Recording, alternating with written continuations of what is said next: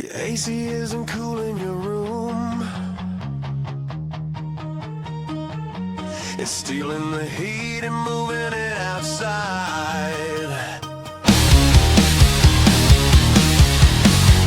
Deep inside your wall there's a chemical ghost, a fluid that boils colder than you'd ever think to host. R410E8 flipping liquid into gas, sucking up the heat as it goes blasting past. But something has to drive it round and round, a mechanical heart pumping underground, a piston like an engine in a car, compressing what was nothing into scar.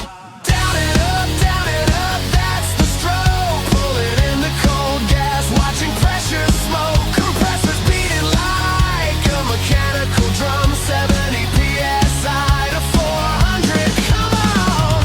It's not cooling air, it's moving fire. The coldest systems run on heat for hire.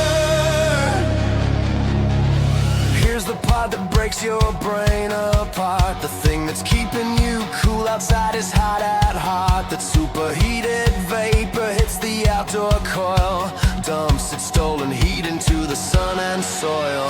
Drops to liquid, slams through expansion valve, pressure crashes, temperature free fall. Now it's freezing cold inside your indoor coil, pulling heat from your room, that's the entire ploy. Plot twist, your AC never makes the cold.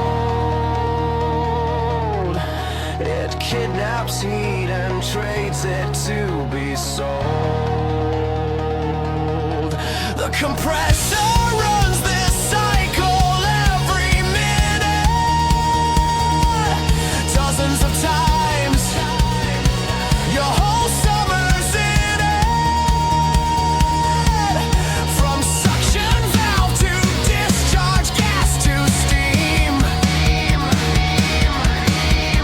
One closed loop, the most efficient machine.